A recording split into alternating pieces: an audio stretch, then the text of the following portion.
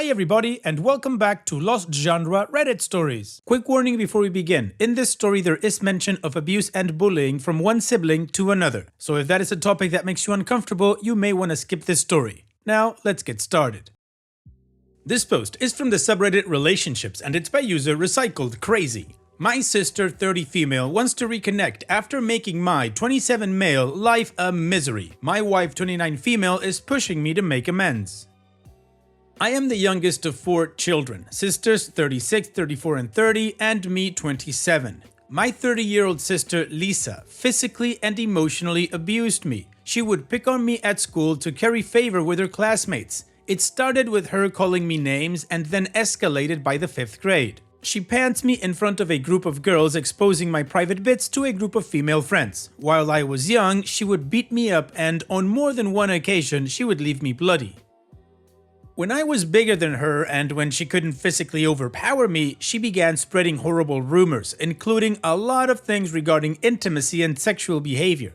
The teachers took her side, including the school's disciplinarian. They felt that I was making this up because she was a great student. I was also a straight-A student. My sister consistently denied the accusations to my parents. My sister would play innocent at home and cry about how I was so mean to her and would go out of her way to be nice to me at home.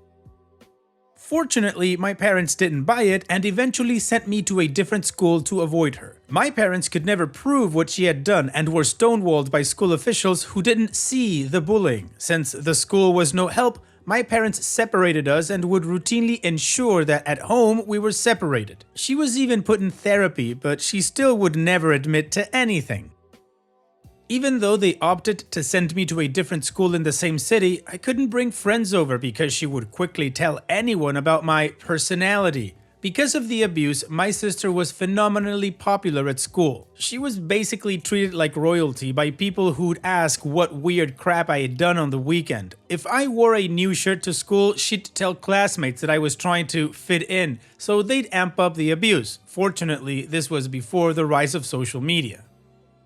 I left for a university across the country and it was transformative. I could be myself. My parents put me into therapy while I was at school and I had to work on some issues, including trust and body issues, some of which I still have. A few years after high school, she eventually came clean to a therapist and admitted to my family what she had done to me. My family was horrified. My oldest sisters had routinely thought I was making this up and while they wouldn't engage in the abuse, would never take my side or protect me. Consequently, I am close to my parents, but I could easily go the rest of my life without seeing my sisters. My older sister, Sarah, has made frequent attempts to reconcile, as have my other sisters. I'm not really interested. I got married last year, finished my graduate education, law school, and started working. My wife, Audrey, and I decided to elope, where we only invited our parents and had a quick ceremony. Due to an unforeseen condom incident, where I forgot it, we got pregnant and had a beautiful daughter. Problem is, my sister Lisa and other sisters not only want to make amends, but also meet our daughter. I came home from work and my wife was sitting at the dinner table. She was reading a letter and asked me to sit down. My sister Lisa had written a long letter. Audrey wanted to read it first in case it was more of her craziness. In it, she outlined that she had been abused by someone outside of our family. She wrote about how she had ruined my life and relations with my sisters. She apparently had a sit-down with my family and told them everything and wanted to approach me before they told me what was going on. I read the letter and felt very little, mostly disdain for her. My wife booked a couples therapy session. The therapist asked that we speak alone and we talked. I told her the extent of my sister's abuse and to what degree she had haunted my youth. The therapist was helpful but did recommend that I work on my issues some more. Felt like a money grab. And that I should look within myself to forgive my sister, even if that means I don't pursue a relationship. My wife thinks I should forgive her and that she and my sisters should meet at a public location with the baby. I told my wife that if I'm forced to be near Lisa, I'll simply explode and have refused. Audrey didn't push it then, but has begun applying pressure on me to begin forgiving my sister. My sisters have also stepped up the frequency of emails, letters, and communications through my mother or wife. I got Lisa's email and wrote a formal cease and desist letter warning her that any further communication with me, my wife, or my child would result in further legal action. It got back to my wife, who has been really upset with me. I feel like I have every right to keep them out of my life and owe them nothing. My wife thinks I owe my sister, who she feels was deeply traumatized, the ability to apologize to my face. This past weekend, I was out getting some groceries for Audrey. When I arrived home, there was a car in the driveway that I didn't recognize. I went in and found my older sister. I was furious. I told her and her husband to get out. I was furious with my wife. We got into a fight and I told her to never ever blindside me again or I'd divorce her. She felt bad, but I was so mad I spent the weekend sulking and working in the basement. Honestly, Reddit, I don't know what to do. Everyone is pushing me one way and I absolutely hate the idea of ever forgiving her.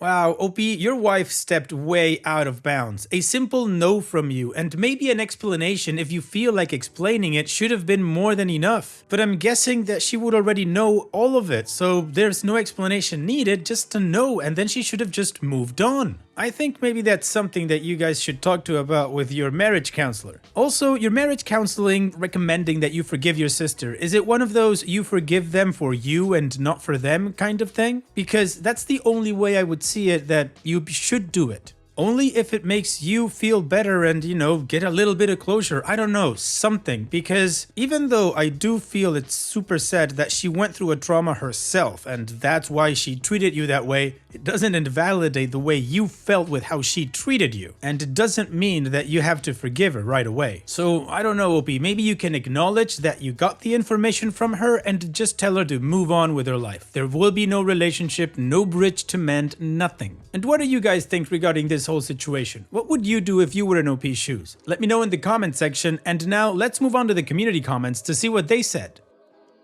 The Babes 2 says, your wife is wrong. If you aren't comfortable, your sister does not see your baby and your sister is only allowed into your life on your terms. I could write a book on the screwed up relationship my husband and sister-in-law have. She's a two-faced, horrible person who has the entire world eating out of her hand. No one believes she could do the things she's done, and she's flipped the narrative to make herself the victim. She isn't. She tried to be pals once she had kids so our kids could play together. Nope. Husband has her on Facebook as a family compromise, but they haven't spoken in years, and that woman does not get to see our kids. Your wife needs to learn boundaries. What she did was 1000% not okay.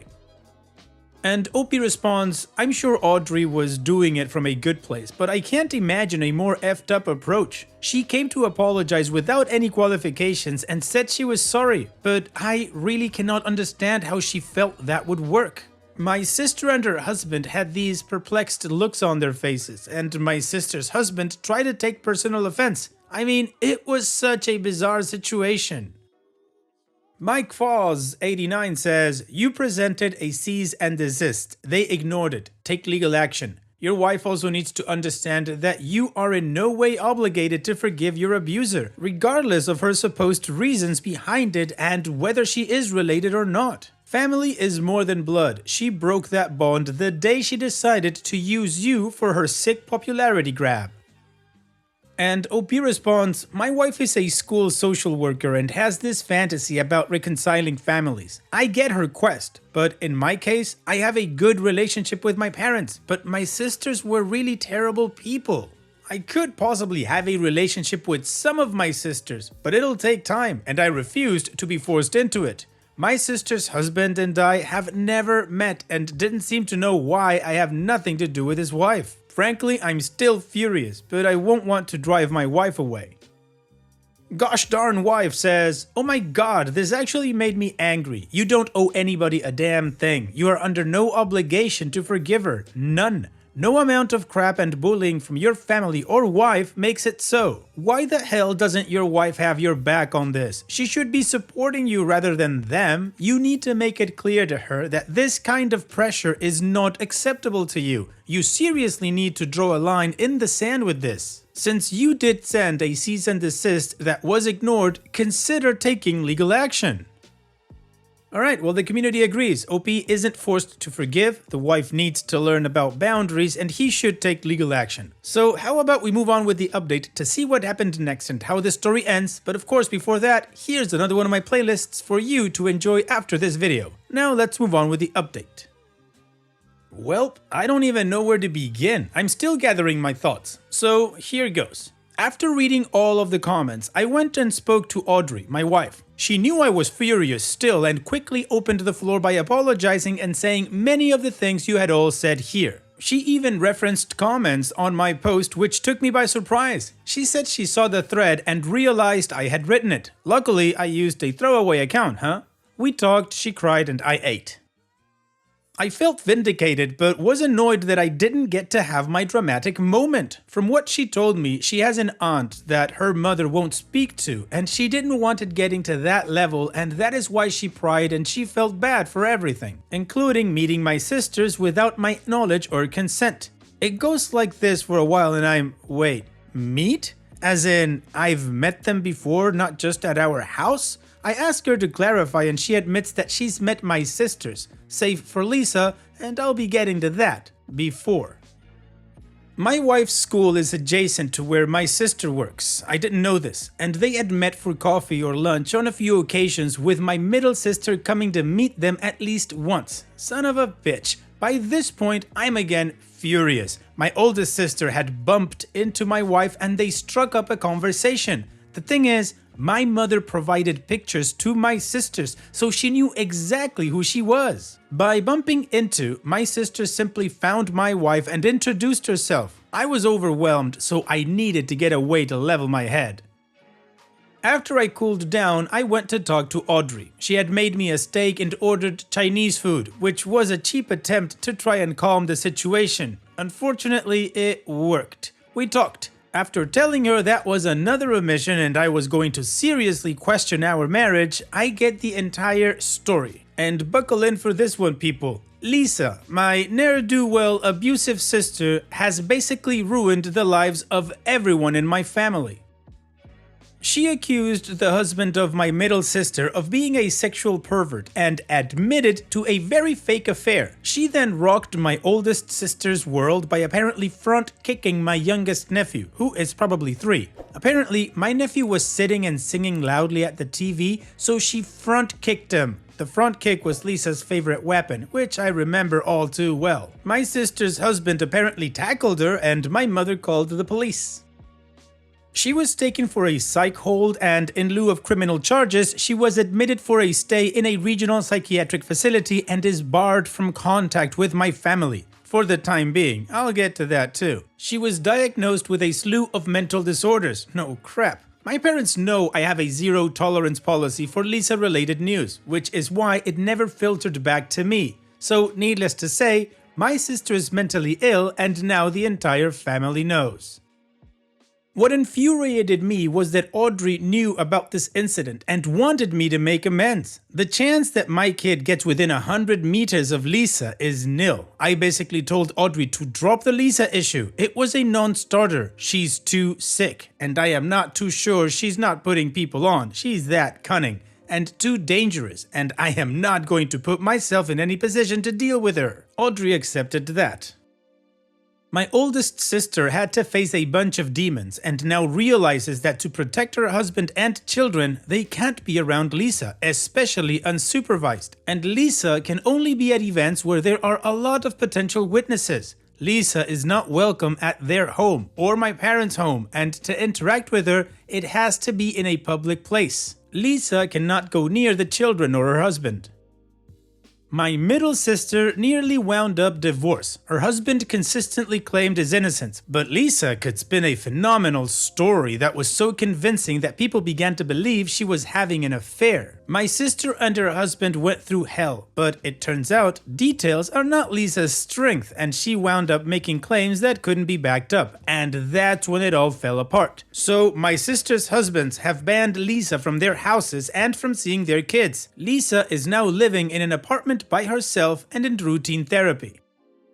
Well, I guess after all of these events went down, it became apparent that not only was I not crazy, but my reaction to it had been at least partly justified. My sisters decided that they wanted to make amends, but I had been really uninterested. That's when they picked on the weakest duckling, my wife. My mother didn't think it was a great idea and thought that if there was going to be a meeting, my mother should put it out there and just let it be. I honestly would have chosen that route. But no, Audrey, doing her best to infuriate and annoy me, asked that I meet my sisters. It would be me, my two sisters, and no one else. I could set the time and place.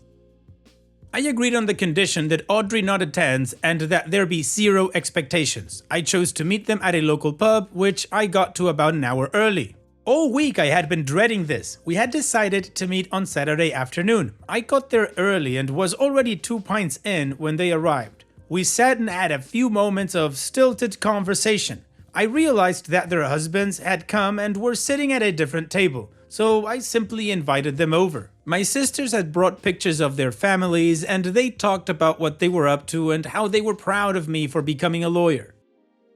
And just as I was about to have my dramatic moment, the wind was knocked out of my sails again. My middle sister jumps straight into it and apologizes profusely, as does my oldest sister and her husband, who grabs my hand and tells me how sorry he is.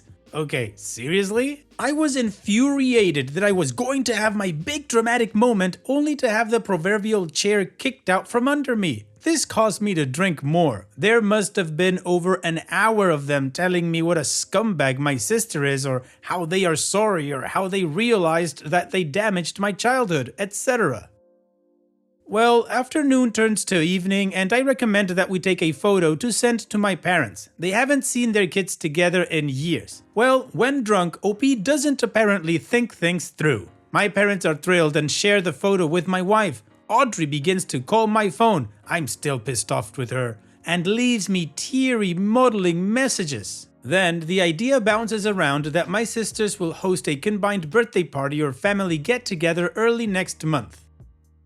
Being drunk, I agree. This gets around to my parents and wife, who can't believe how well this turned out. I am not thrilled I drank a little too much, and I am not thrilled I agreed to some family gathering next month. But I could see how much it meant to my parents, and I realized that holding on to so much anger really made me feel better, but was hurting them, and I don't want to be vindictive. So I can tolerate getting to know them all again at set family events.